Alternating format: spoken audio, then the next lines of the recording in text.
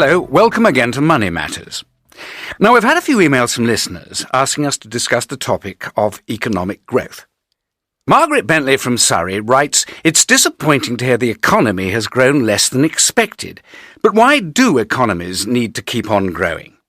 And David Adams from Newcastle says, "Politicians are always promising to get the economy back to normal growth rates. But surely our economy can't carry on growing forever." Well, I'm pleased to say we've got two people in today who are well placed to discuss this issue. Tony Adams is head of the Centre for Economic Policy. Hello. And Helen Armitage works for a think tank called Alternative Economies. Hello. Tony, can you make the case for economic growth? Well, basically just to maintain current living standards, the economy has to grow as fast as the population. Mm-hmm. If it doesn't keep up, there isn't enough work for everyone, and that means rising unemployment. But we want to keep improving living standards, not just maintain them, especially for the poorest in society. And the only way we can lift people out of poverty is through economic growth. That's not strictly true, though, is it? Politicians want economic growth because it allows them to say they'll make the poor richer without having to make the rich any poorer. Without economic growth, we have to start looking at the issue of income redistribution, letting the poor have a bigger slice of the cake. Of course, the people at the top are keen to avoid that, so they just keep trying to make the cake bigger and bigger. Right. Would you agree that growth is a way to avoid doing anything about inequality, Tony? Well, of course we need to avoid wealth redistribution if it means higher taxes on the rich. That reduces their motivation to invest, and so the economy then grows even less. Mm-hmm. We need to give everyone in society the opportunity to be better off, and that's what economic growth makes possible. Isn't that true, Helen? That growth keeps everyone happy? You mean a rising tide lifts all boats? That's such a familiar idea, along with the famous trickle-down effect. But growth in recent decades hasn't reduced inequality. It's made it worse. Statistics show that the poorest in society haven't benefited.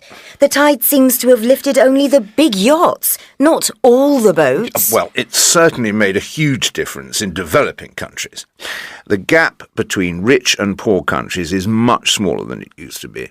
Most of the world's population now live in middle-income countries. Yes, but the inequality within countries has continued to increase. And anyway, it's wrong to assume that economic growth automatically leads to greater happiness. That may be true for the very poor, when you really don't have enough. More is definitely good. But overall, we've seen our economies grow 24 times bigger in the last century, and we're beginning to realise it hasn't made us that much happier. Studies show that at a certain level of income, the connection between more income and greater happiness disappears. Yes, I've heard that. And it starts to happen at a surprisingly modest level of income, too. But you're arguing against basic human psychology here. People always want more. They always have, they always will. Yes. Huh? You see lots of relatively well-off people doing the lottery. Why's that? Because they can't help thinking that buying more stuff will make them feel happier. It's what our society encourages us to believe. Just look at all the adverts on TV. But if we stop to think about what gives us greatest fulfillment, does it always involve consumption? If you want to see what really makes you feel happier, go for a long walk in the countryside with a friend. Try watching a sunset one day this week. Organise a ball game with some friends in the park. Yeah, it all sounds very nice, but people won't stop wanting to buy more gadgets that will make their lives easier and more fun. Do gadgets really do that, though?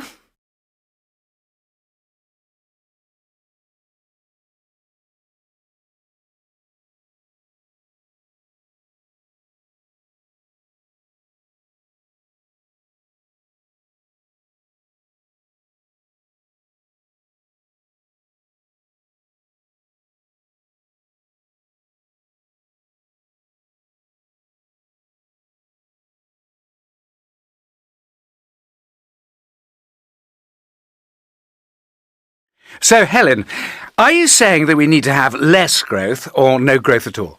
Well, the idea of endless economic growth is obviously a delusion. Economic growth of 2.5% a year sounds modest, but it means that GDP has to double every 30 years or so. You can't keep doing that forever. It's common sense. Common sense told us we couldn't carry on growing as much as we have in the last 50 years. That's because we couldn't have predicted the technological advances that have made it possible.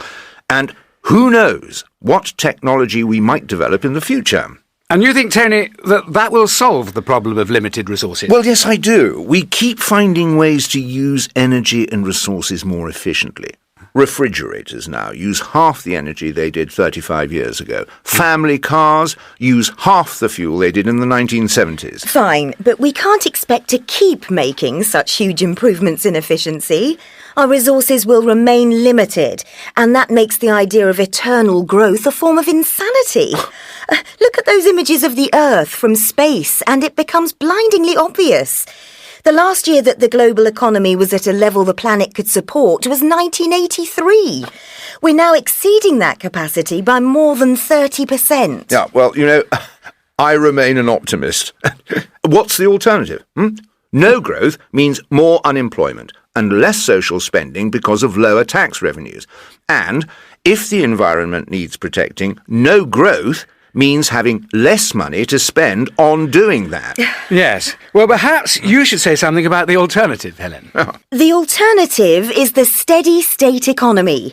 And even the great-grandfather of capitalism, Adam Smith, talked about it. He thought that once everyone had reached a reasonable standard of living, our economies would stop growing and reach a steady state. He assumed people would then prefer to spend more of their time on non-economic activities, things like art and leisure and child-rearing. Yeah, well, good luck with that. It's the happily unemployed fantasy. Fine until you need some money to do something nice with your family. No, it doesn't mean being unemployed. There would be less work available, but it can be shared out, so we all do fewer hours a week. And as I said, the extra time can bring us much greater happiness. But people would have much less income. Yes, but that's not such a problem if people accept they'll have to consume a lot less anyway. We could still buy new stuff, but we'd have to get used to buying a lot less of it and keeping it for longer.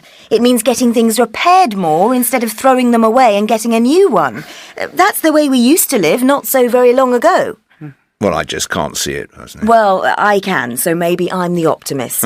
And I think it's interesting to ask ourselves what we really want from life. Why are we hooked on producing and buying so much needless stuff?